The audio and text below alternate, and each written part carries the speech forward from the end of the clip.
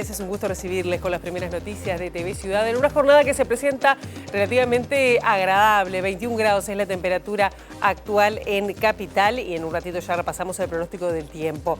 Decirles que saludamos antes de arrancar a quienes nos siguen por Uniradio, la radio de la Universidad de la República, 107.7 de FM, por señal abierta, 6.1 por YouTube y por tvciudad.uy. Vamos ahora sí al pronóstico del tiempo para las próximas horas, que les decimos que, según meteorología, la máxima de hoy va a ser de 32 grados, de 21 a 32, porque hoy está soplando bastante el viento a esta hora. Mañana miércoles 15 de enero seguirán subiendo las temperaturas. Las extremas, 20 la mínima, 33 la máxima. El cielo estará soleado, despejado mañana 15, día de recambio.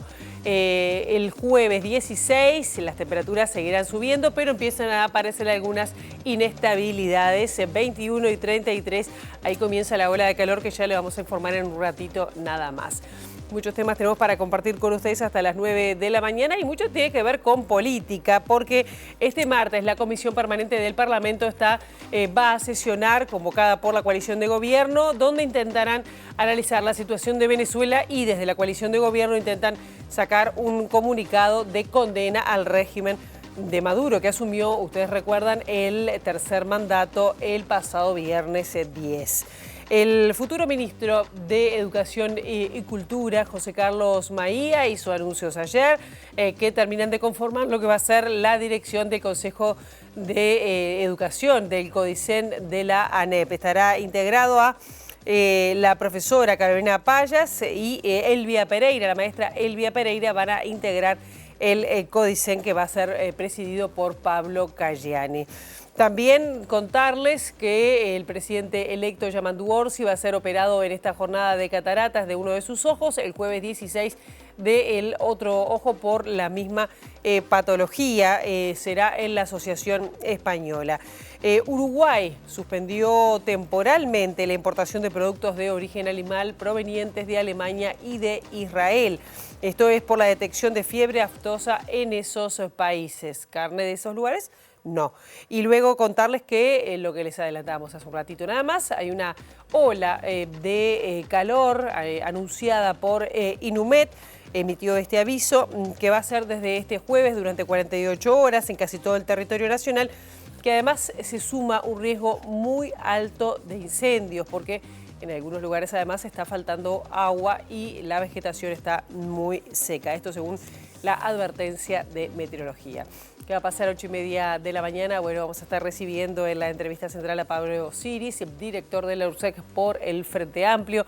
Varios temas para compartir con él, para dialogar con él respecto al reciente informe de portabilidad numérica, cuáles son los números que cerraron en 2024, pero también sobre esta reglamentación casi expresa, así lo dijo él, de la ley de medios. ¿Había más tiempo? Bueno, a fin de diciembre ya está pronto el borrador que pasó por el directorio de la URSEC con algunos cambios respecto además a la ley aprobada. Bueno, algunos de los temas que vamos a estar hablando con Pablo Siris sobre las 8:30 de la mañana. Ahora vamos a abrir la ventana hacia las calles de Montevideo para con datos del Centro de Gestión de Movilidad, ver por dónde circular, por dónde no.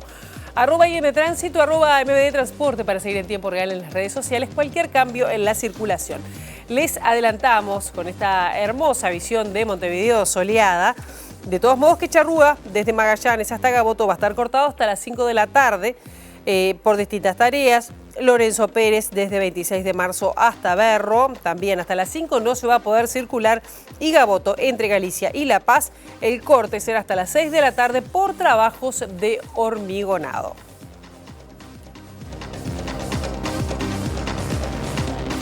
Y se siguen avanzando en las negociaciones en este proceso de transición hasta el 1 de marzo.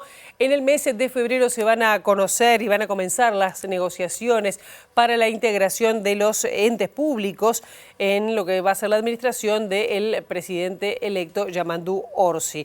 El secretario de Presidencia designado, Alejandro Sánchez, dijo que van a conversar con todos los partidos que tengan representación parlamentaria. Estamos iniciando primero con los distintos sectores del Frente Amplio en esta semana y la semana próxima, conversaciones y negociaciones para ver cómo conformamos el conjunto de empresas públicas y entes autónomos que hay que nombrar. Primero teníamos una primera instancia de negociación que tenía que ver con los ministerios y subsecretarios y subsecretarías, la segunda instancia eran los entes, y obviamente en febrero es que vamos a empezar a conversar con la oposición, porque nosotros queremos que la oposición participe. A nosotros nos interesa muchísimo que la oposición participe, lo dijimos durante toda la campaña electoral, el gobierno de Yamandu Orsi será un gobierno de puertas abiertas y de orejas para escuchar las ideas. Queremos que sea la máxima participación posible. ¿Por qué? Porque siempre es bueno que la oposición esté integrada a los entes. Primero porque aportan sus ideas, sus propuestas y sus visiones, y segundo porque controlan. Porque es importante para cualquier gestor sentirse controlado. Porque, en definitiva, cuando alguien lo controla, lo que hace es mejorar la gestión. Pero nosotros queremos que la oposición participe no solo para controlar, sino para proponer. Porque el Uruguay necesita que se propongan ideas, y las ideas que sean buenas las llevaremos adelante. Nosotros vamos a negociar con los partidos políticos que tienen representación parlamentaria. Eso es lo que tenemos que hacer, y negociaremos con los partidos políticos que tienen representación parlamentaria su incorporación a los distintos organismos que les corresponde participar en el marco del Contralor. Ahora eso, ustedes imagínense, ¿a dónde va a ir? ¿Cuántos lugares van a ser? Será parte de lo que nos sentaremos a negociar. Les dijimos que en esta jornada la Comisión Permanente del Parlamento va a sesionar para analizar la situación de Venezuela, y la coalición de gobierno intenta elaborar una declaración de condena con el apoyo del Frente Amplio a la asunción de Maduro. Vamos a ver qué pasa en esta reunión. Pero también habló de Venezuela Alejandro Sánchez, quien dijo que el futuro gobierno va a promover el diálogo con ese país caribeño y que el próximo canciller Mario Lubetkin está trabajando en ello. Sánchez agregó que aún no se resolvió a quién de ese país se va a invitar a la asunción de Orsi, y que el candidato opositor, Edmundo González Urrutia, no le solicitó reunión al gobierno electo. No hay ninguna dificultad, ni hubo ningún tipo de gestión avanzada. No, esos son todos rumores que lo que buscan de alguna manera es generar una sensación que no existe. Yamandu Orsi ha sido extremadamente claro. Tiene que ver con que, lamentablemente, en Venezuela ha habido un proceso de deterioro de las condiciones democráticas que han llevado a situaciones en donde, por ejemplo, en la última elección ha quedado una sensación de que ha quedado cuestionada. Y eso es así, y eso es una realidad política con la que convivimos, y ese es un problema que tiene América Latina. Ahora, nosotros hemos dicho siempre que desde el gobierno entrante lo que buscaremos son los caminos de diálogo, los caminos para generar condiciones de que el Uruguay sea una plataforma para el diálogo de los actores políticos. ¿A qué nivel se le va a invitar al gobierno de Venezuela a la asunción de Yamandu Orsi? Bueno, ustedes yo entiendo que tienen un foco puesto en Venezuela, nosotros no tenemos foco puesto en Venezuela, tenemos foco puesto en Uruguay. Y por tanto lo que vamos a hacer es lo que procede y corresponde de manera diplomática, es invitar a todos los países con los cuales tenemos relaciones diplomáticas. Pero por eso, a nivel de presidente o a nivel de... Bueno, eso es algo que tendremos que hablar con el canciller y con el presidente de la República, Yamandu Orsi, que todavía no lo hemos conversado. Ustedes imagínense que estamos tratando de conformar gobierno, todavía no hemos podido avanzar en qué es lo que vamos a hacer el 1 de marzo, que implica, por supuesto, mucho trabajo y mucho esfuerzo, pero lo vamos a comunicar oportunamente. La profesora Carolina Payas y la maestra Elvia Pereira asumirán como integrantes, como consejeras del CODICEN en la futura administración. Así lo confirmó el designado ministro de Educación y Cultura, José Carlos Maía, quien dijo que la Dirección de Cultura y del SODRE se definirán en esta semana. Por otro lado, el futuro ministro aclaró que aún no se reunió con su colega de turismo designado, Pablo Menoni, por la fecha de inicio de clases, y acotó que estima que no les darán los tiempos para modificaciones. En el CODICEN vamos a anunciar hoy la designación de 2 compañeras con mucha trayectoria en la educación y que son muy significativas.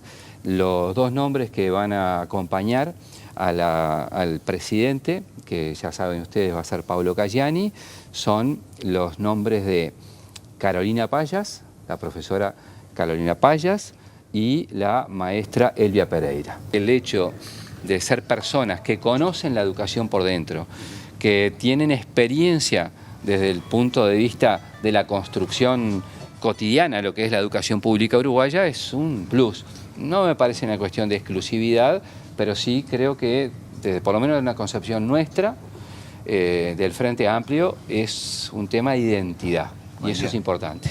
Queremos un CODICEN que, en primer lugar, no tenga una visión refundadora Es decir, que no lleguemos con la idea que con nosotros empieza la historia de la educación y que todo lo anterior es mala palabra. Vamos a llegar con una impronta que tiene que ver con sí cambiar cosas, las vamos a cambiar, porque lo anunciamos durante la campaña electoral y estamos convencidos que hay cosas que cambiar.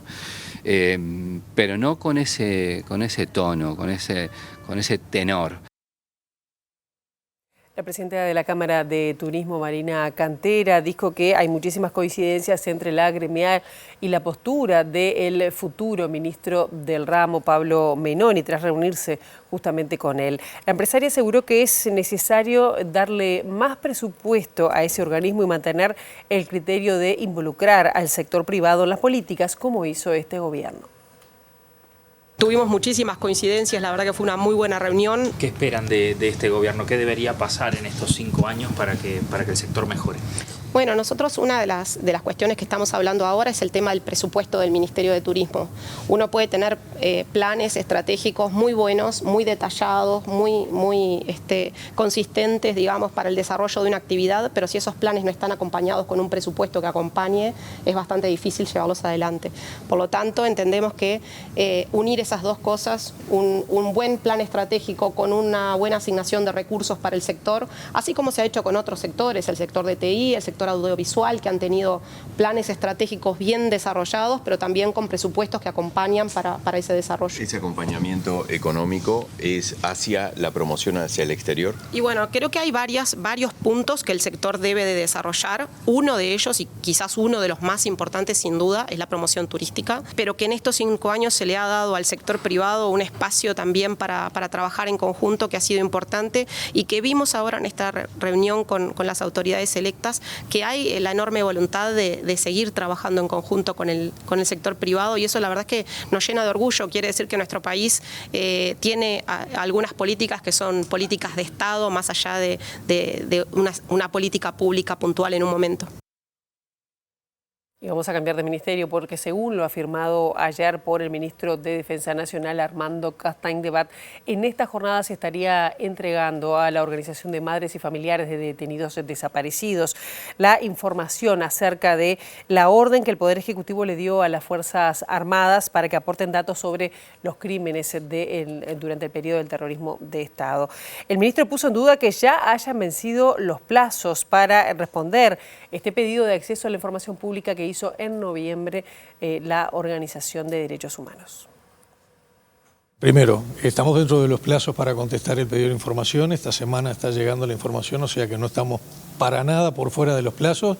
Estuvimos hablando de ese tema también con las autoridades entrantes y esta semana está la respuesta de ese pedido. Hasta que nosotros llegamos, la historia indicaba que habían habido, creo que 130 o 140 pedidos de acceso a la información. En lo que va de este gobierno llevamos 430 y los hemos contestado, ya te diría, prácticamente a todos, o sea que voluntad ha sobrado.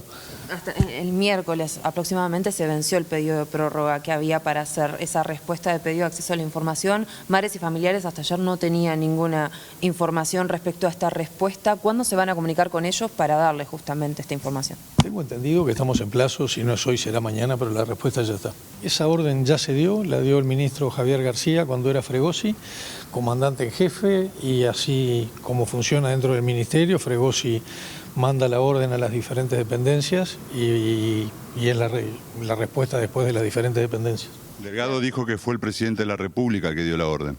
No, el que da la orden es el ministro. Delgado repitió lo que yo le dije, que el que dio la orden fue el ministro. Pero después de la reunión con familiares dijo que fue el presidente, ¿se equivocó? Capaz que se interpretó mal, le digo, pero quien da la orden al comandante en jefe en una línea de mando como es acá fue el ministro Javier García al general Fregosi.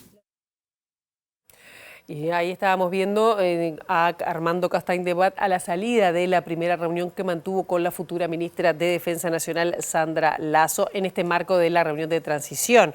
Lasso valoró el diálogo y prefirió no adelantar qué hará el próximo gobierno respecto a estas 2 lanchas, 2 patrulleras oceánicas que en su momento el Frente Amplio cuestionó el procedimiento de adquisición de las mismas.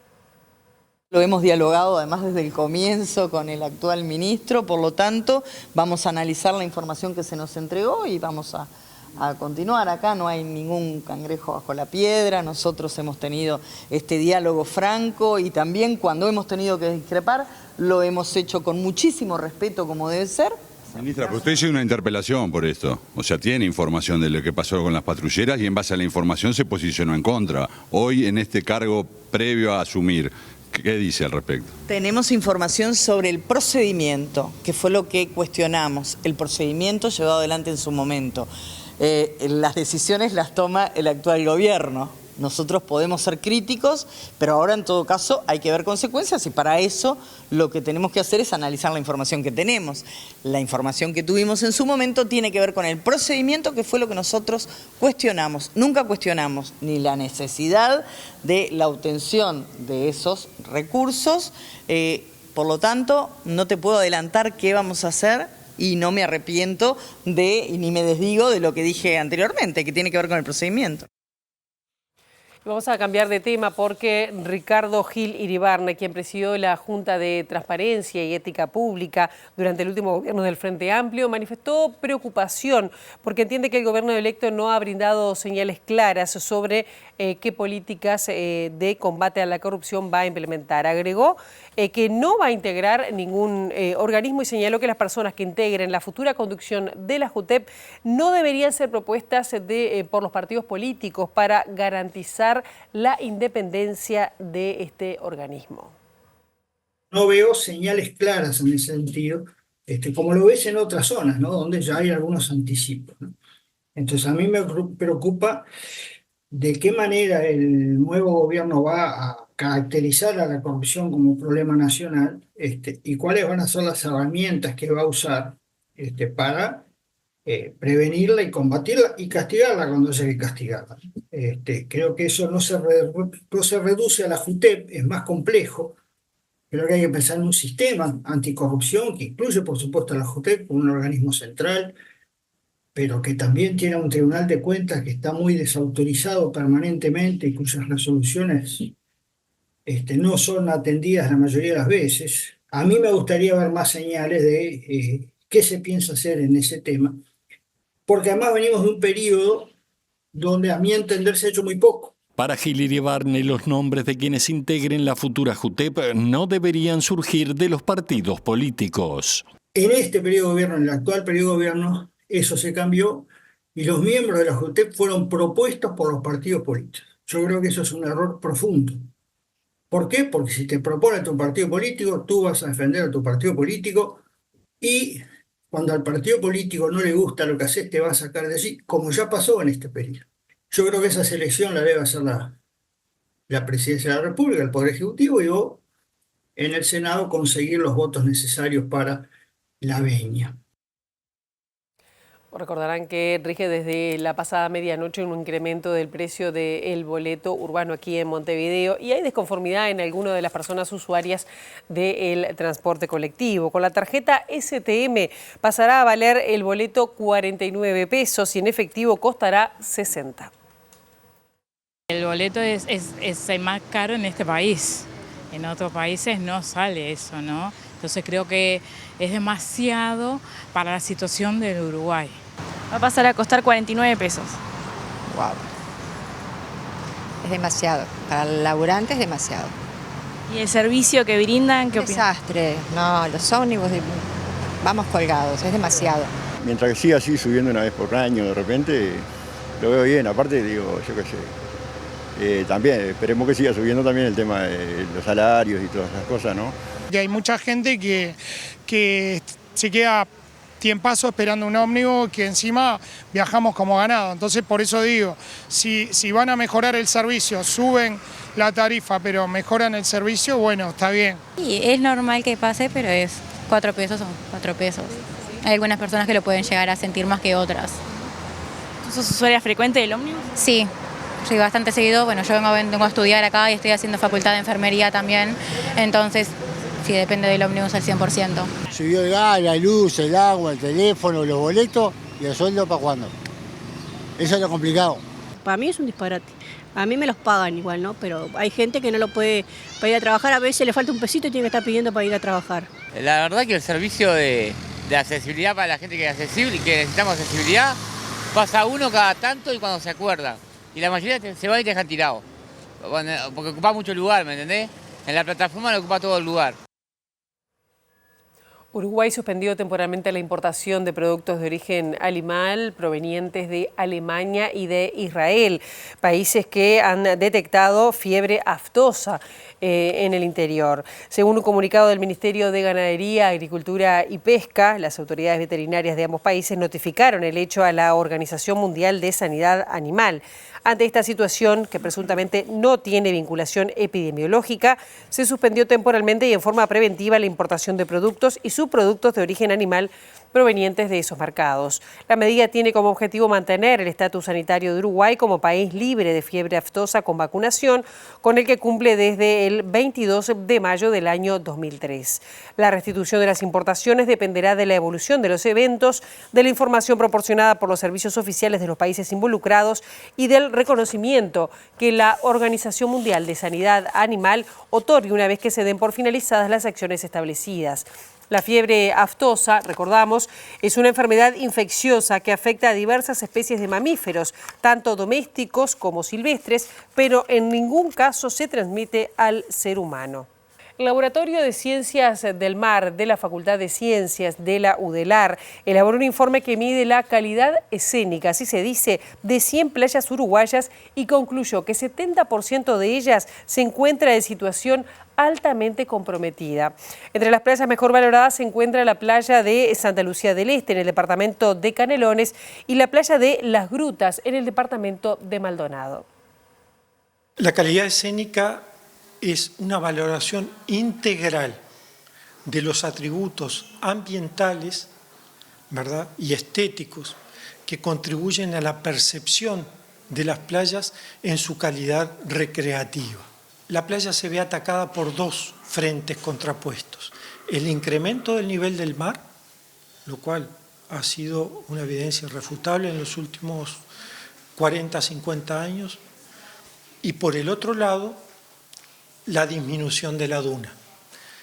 Al disminuir la duna, nosotros eliminamos el intercambio de arena y entonces el mar, cuando aumenta, sigue de largo y rompe la rambla, rompe todas las estructuras, y ya hemos visto en Montevideo, en Trubil, en Carrasco, en Aguas Dulces, en Rocha, en Costa Azul, un deterioro de las playas. Las playas en peor condiciones o unas playas comprometidas, un 70% seguramente.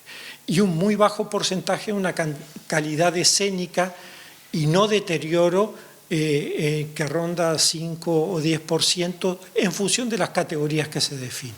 ¿Hay algunas playas de este monitoreo que corran riesgo de desaparecer? Dentro del arco de Pocito, la zona de Trubil, en una parte de Carrasco donde ya se ha roto la rambla, y tuvieron que reconstruirla, es que no hay una parte sin dunas, pero en Piriápolis, por ejemplo, cerca de la rambla de Piriápolis. Otros casos muy preocupantes son Costa Azul. Otro caso preocupante es Aguas Dulces, en donde el deterioro de la duna es tal que se ha llevado casas enteras. El biólogo Mar de Feo destacó la importancia de la conservación de las dunas en los ecosistemas, como estaba haciendo referencia, y las catalogó como el corazón de las playas. Por un lado, tenemos que muchas playas de Colonia, San José y Montevideo no tienen dunas, pero eso es por el resultado de un proceso histórico de construcción, de endurecimiento, como le decimos nosotros, donde las dunas se vieron eliminadas, mitigadas o replegadas. Por ejemplo, hay una playa, la playa Brava, entre La Honda y Malvín, que está desapareciendo. Si algunos recuerdan, los veteranos como yo, que ahí había un cine. Eso lo que generó fue un destrozo de la duna y una eliminación del intercambio de sedimento. Pero hay algo que me importa, quiero dejar claro.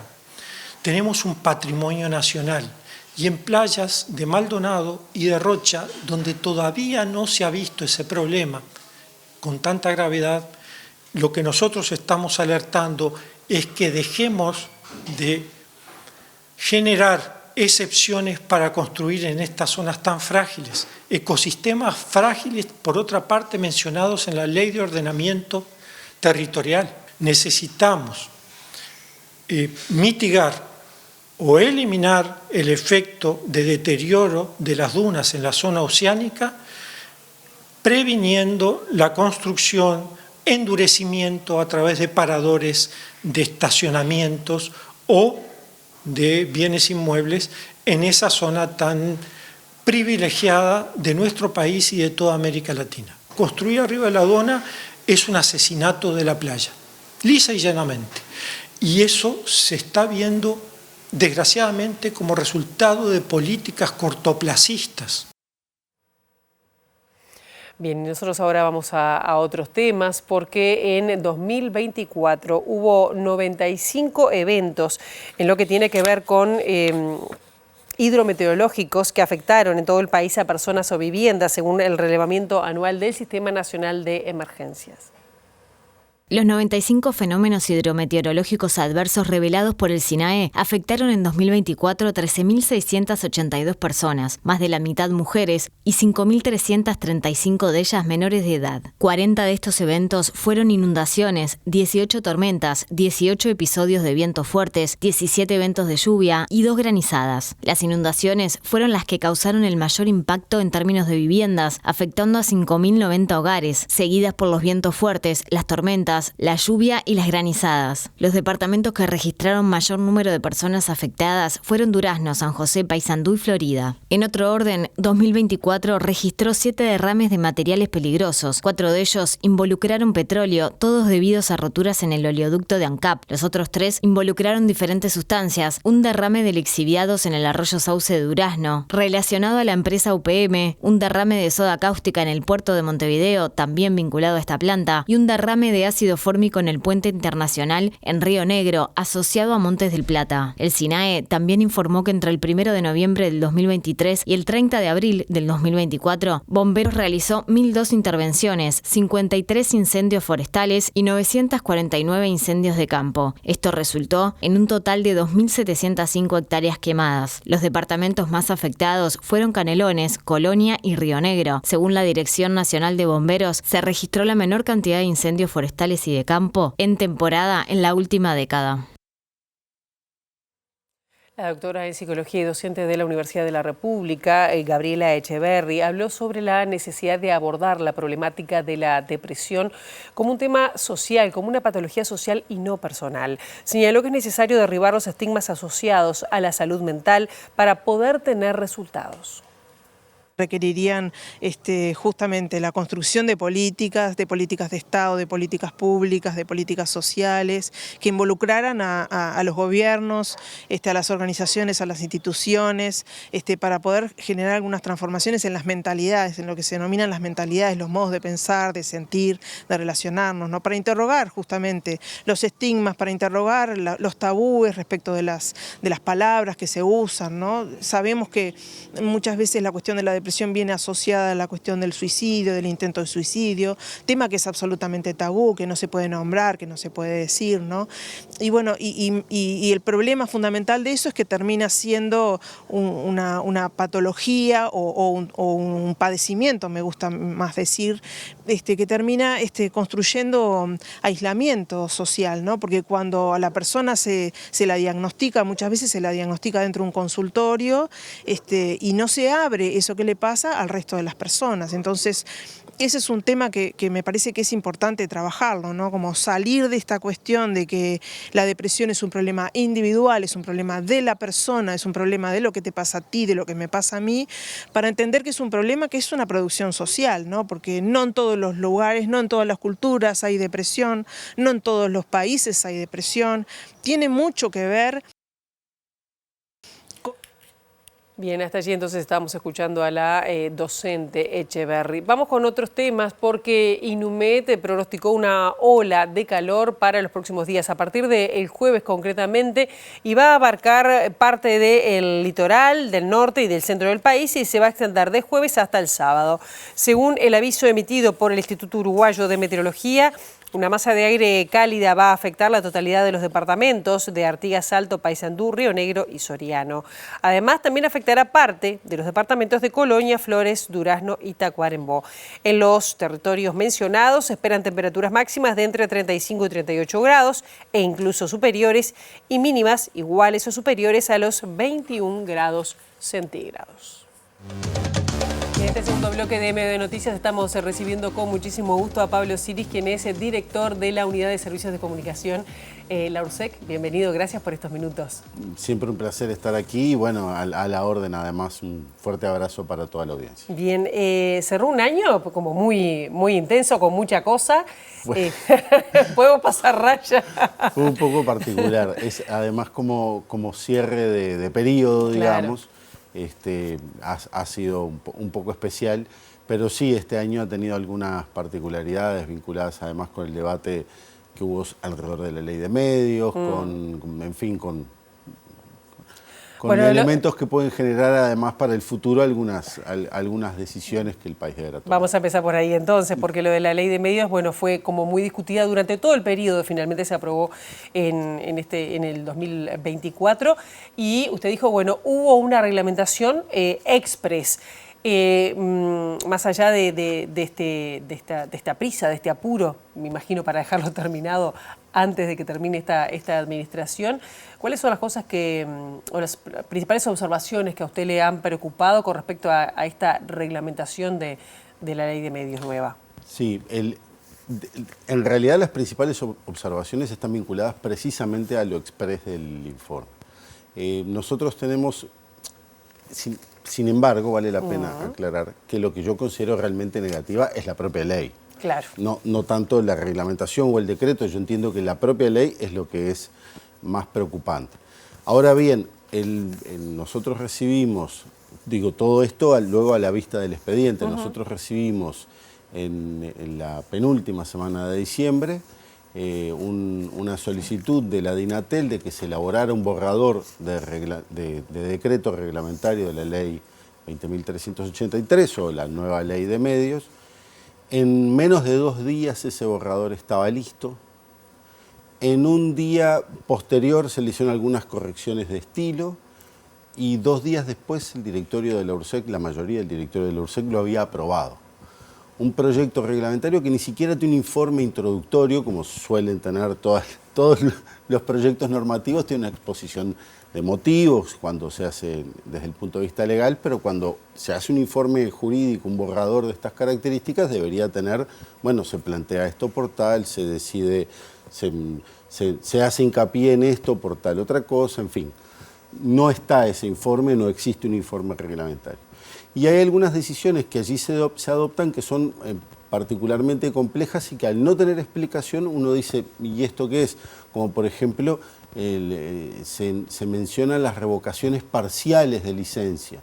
Y no está ni previsto en la ley, no está previsto en la reglamentación actual, o sea, en la ley anterior no estaba esto, en la ley actual tampoco está. ¿De dónde sale una revocación? ¿Y la revocación parcial qué significa en este caso? No está ni siquiera aclarado. Entonces, como no hay informe y como se hablan de conceptos que no estaban planteados previamente, se crea una nueva licencia para servicios de comunicación audiovisual, así como tenemos licencia A de telecomunicaciones, B de transmisión de datos, C de desarrollos de infraestructura, D de televisión para abonados. Se crea una nueva licencia, la licencia E, para servicios de comunicación audiovisual, y tampoco se explica por qué, cuál es la necesidad de crear esta licencia, qué es lo que se busca ordenar, en fin, termina siendo una normativa que al no tener un informe que explique por qué se plantean las cosas en estos términos, termina siendo caprichosa y apresurada, sin posibilidad además de discutir, de debatir. Eso le iba a preguntar, ¿que se votó a tapa cerrada con el voto negativo suyo? Absolutamente. ¿No se discutió, no se planteó? ¿Nada? No, nada. O sea, hice yo mis observaciones, la mayoría del directorio señaló que nos lo habían pedido y entonces que había que responder y listo. Los temas de fondo no fueron ninguno de ellos considerados en este debate. ¿Y ahora cuál es el camino que queda para...? Sí, este borrador se remitió, para que se apruebe, ¿no? Se remitió inmediatamente ese mismo día al Poder Ejecutivo, y el Poder Ejecutivo ahora le toca o bien aprobar este borrador o bien modificarlo. Se ha tomado bastante más tiempo el Poder Ejecutivo que lo que se tomó la URSEC para hacer este borrador. Y luego correspondería la aprobación del decreto correspondiente por parte del Presidente de la República y la ministra Elisa Facio. Quedan firmes igual algunas cosas de las que ya la ley de medios había habilitado, que tienen que ver con la ampliación del número de medios que puede tener, sí. un conglomerado, digamos. Eso quedó firme. Y más allá del cambio que hubo, por ejemplo, en el Grupo Magnolio de redireccionar una radio periodística, una radio deportiva, sí, por ejemplo. Sí, eso se mantiene tal cual. Incluso la nueva ley reduce los plazos para los procesos de transferencia de medios, de forma tal que si la Administración, si la URSEC y el Poder Ejecutivo no se pronuncian en un lapso de 3 meses, las transferencias solicitadas quedan firmes, aunque estén mal hechas. Aunque no correspondan, si en 3 meses la Administración no se pronunció, la transferencia se considera válida. Una de las preocupaciones respecto de este borrador es que la propia Administración, la propia URSEC, se amputa plazos a efectos que ya son exiguos, a efectos del análisis de la solicitud de transferencia. En fin, parece algo hecho un poco a las apuradas, y que no correspondería. Los efectos negativos de la ley que tú señalabas en relación al número de medios se mantienen tal cual, por supuesto. Ya sería grave que eso se modificara, pero no ha sucedido. Pero, insisto, todo proyecto normativo, aunque uno no esté de acuerdo con el fondo de la norma, requiere una reglamentación como mínimo prolija y ordenada. ¿Y qué expectativa tiene que el próximo gobierno pueda llegar a hacer algún cambio en la ley o plantear otra ley con respecto a esto que ha sido muy discutido, muy debatido? Sí, yo creo que es inevitable que haya un redebate de algunos aspectos de la norma. Creo que es inevitable porque primero hay algunos elementos que están mal planteados en la normativa que finalmente se aprobó. Tú recordarás que en la etapa final de aprobación de la ley en la comisión respectiva de diputados se le agregaban y se le quitaban artículos en medio de la negociación. Entonces, claro, quedó una norma realmente en su redacción final bastante poco elegante, digamos, bastante poco prolija. Entonces, independientemente de que uno esté de acuerdo o en desacuerdo con los aspectos más importantes de la ley, ciertamente algunas cosas deben ser revisadas. ¿Cuáles serían concretamente? Por ejemplo, en relación al número de licencias, puede ser razonable esto que se plantea de aumentar el número de licencias para mantener la sostenibilidad del mercado, pero entonces habría que reclamar mecanismos que facilitaran la diversidad de voces, la diversidad de contenidos.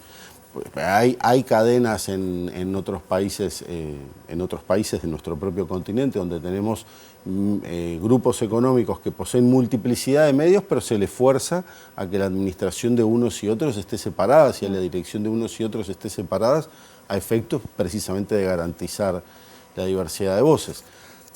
Eso es una alternativa, digamos, ¿no? Aunque en principio yo creo que eso debería ser revisado, hay distintas opciones que no son solamente te autorizo que acumules, a que engordes, ¿verdad? Creo que en democracia además debería preocuparnos mucho que haya algunos pocos medios, algunos pocos grupos empresariales muy gordos y el resto de los medios de comunicación penando por una pequeña publicidad oficial. Bien, tenemos una ley de medios que además no regula nada de Internet, y la Internet que ha crecido y mucho en la inserción en la sociedad. ¿Eso debería ser un tema que debería incluirse en esto? Sí, en esta discusión. Uno de los debates que hubo alrededor de la ley 19.307, la anterior ley de medios, era que se señalaba que era una ley que quedaba vieja en su proceso de discusión porque no se había discutido nada en relación a Internet. Llamó mucho la atención que este nuevo proyecto de ley de medios tampoco tuviera nada vinculado a Internet, como no sea el otorgamiento de licencias para brindar servicios de Internet a los cableros. Es la única referencia distinta a Internet que nosotros tenemos por esa vía y la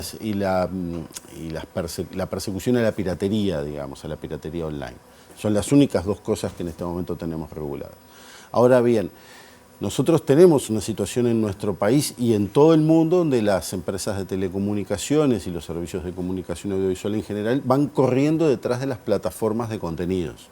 Entonces, para poder garantizar que uno pueda ver las películas por streaming o pueda escuchar la música sin cortes, entonces las empresas se ven obligadas a aumentar la cantidad de datos que brindan.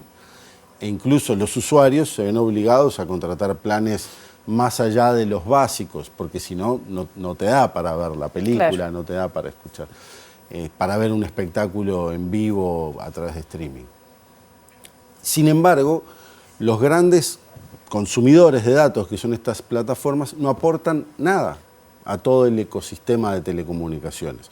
No aportan en infraestructura, no aportan en ancho de banda, no aportan son el equivalente a los grandes usuarios en la energía eléctrica, ¿no?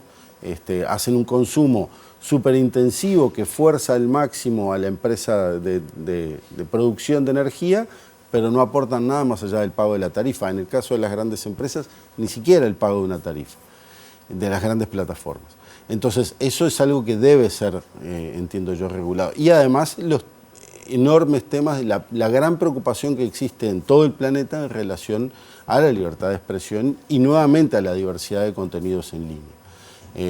Ya hay fallos muy destacados en Australia, en Nueva Zelanda, en Francia, en relación al uso que las plataformas hacen de los contenidos que producen los servicios, las empresas periodísticas o los periodistas individuales, donde ya no buscamos la nota de fulano de tal o del periódico cual o de la periodista tal, sino que buscamos en un buscador de datos en Google, qué pasó en tal lugar. Claro.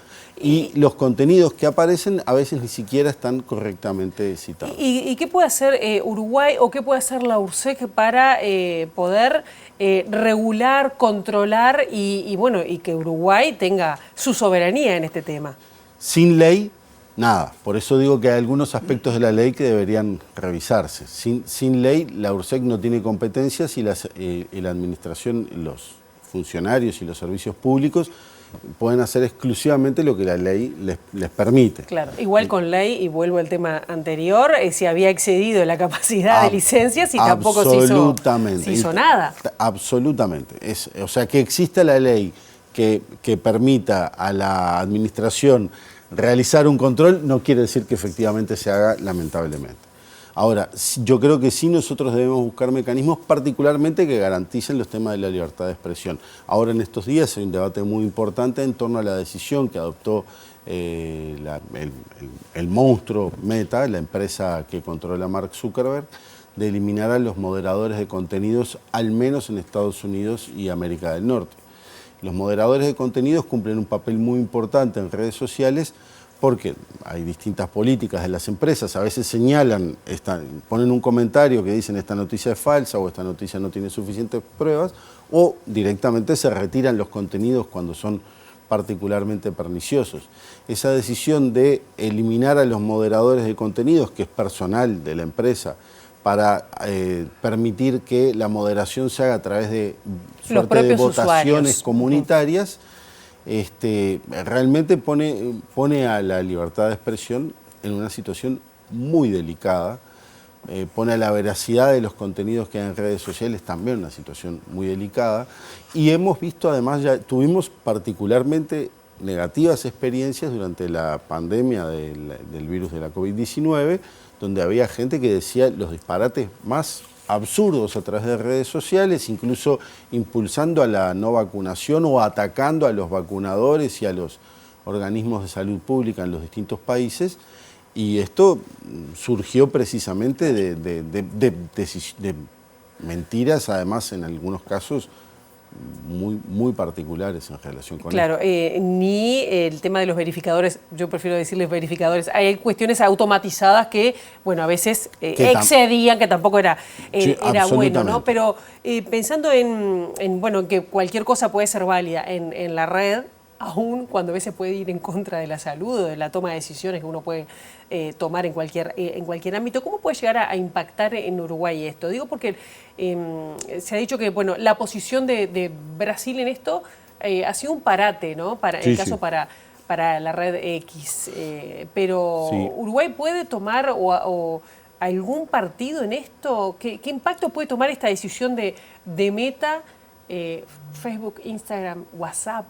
Sí. Threads ahora, que es la red que busca competir con X. Bueno.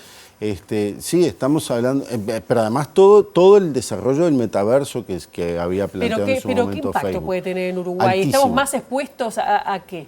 Nosotros no tenemos normativa que controle los contenidos de Internet. Al no haber normativa que controle los contenidos de Internet de ningún tipo, ni bien ni mal, ni que la promueva, ni que nada, al no haber normativa, es muy preocupante lo que pueda suceder allí. Nosotros en nuestro país, gracias a la Asociación de la Prensa Uruguaya y también a los partidos políticos, se tomó una decisión muy importante en la campaña electoral, que fue la de evitar las fake news.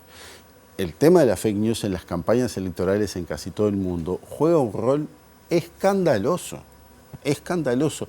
Nosotros no lo hemos vivido precisamente por este acuerdo muy importante que ha habido entre los medios y el Parlamento y los partidos políticos, incluso con el apoyo de la ONU y otros. Ahora, si nosotros dejamos esta decisión que se adopta por parte de esta plataforma de eliminar a los moderadores o a los verificadores de datos, y eso además se extiende, porque claro, si el señor de Meta reduce costos y el señor de X redujo costos, entonces los señores de Google van a querer reducir costos, y entonces el diario tal o la radio tal o la televisora tal va a decir, estos me ganan porque tienen menos costos y yo estoy forzado a esto, entonces yo también bajo los costos, y entonces ahí sí nos podemos ver enfrentados a una situación donde la próxima campaña electoral sea una barbaridad, sea la ley de la selva. Digamos, por mencionar un evento que nos viene en unos próximos meses, pero también los temas, insisto, de salud, de educación, de la política, de la economía, si planteado en estos términos, sin el ejercicio periodístico de por medio, la información es chismerío. Lo vamos a seguir en otra oportunidad para ver cómo sigue este tema, porque bueno, es preocupante. Sí. Gracias, Iris, por estos minutos. Es un placer y bueno, un gran saludo a toda la audiencia. Un gran año para todos. Ojalá. Bien, y nosotros ahora vamos con algunas de las actividades que se están impulsando en el verano por parte de la Intendencia de Montevideo para niños, niñas, adolescentes y personas mayores. En el verano se cambian, salen de los gimnasios, de las piscinas, se van a la playa, se van al parque. Y este año tenemos, las escuelas de mar del este y del oeste que tienen muchísimo éxito. Y este año hay algunas cosas nuevas, por ejemplo, hay escuelas de rugby de verano en varias playas, en Pocitos, en Malvin, en Santa Catalina, en el oeste, en la plaza número 8 y en el Parque Cauceglia. Tenemos yoga por primera vez, el programa que antes no teníamos, en Parque Valle, en el Parque Rivera, también en Escuela de Canotaje en Santa Catalina, y el surf adaptado, que es una cosa que está buenísima, miércoles y sábados en la playa Bravita, que es esa que está al lado de la Malvin, que es para personas con discapacidad. Tenemos también la Junior NBA, que es también parte del verano, porque se juega a lo largo de todo enero y febrero, y la final se juega en marzo. Es el cuarto año de la Junior NBA, que es otro programa que tiene un éxito bárbaro, que es un acuerdo entre la Intendencia de Montevideo y la NBA, y es para brindarle actividad a todos los niños que están en vacaciones en Montevideo, o sea, no todo el mundo se va para afuera. Y se juega en diferentes municipios, en todos los municipios de Montevideo, y está muy bueno y cada año tiene más éxito. Y además nos hemos propuesto que muchas niñas lo jueguen.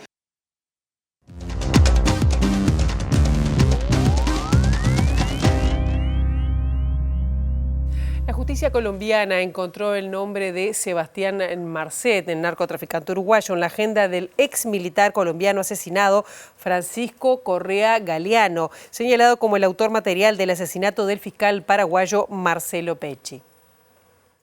Una misteriosa libreta de bolsillo que al parecer perteneció a Francisco Correa Galeano, el testigo asesinado en medio de la investigación sobre el magnicidio del fiscal paraguayo Marcelo Pecci, contiene contactos y referencias que podrían aportar nuevas pistas al expediente.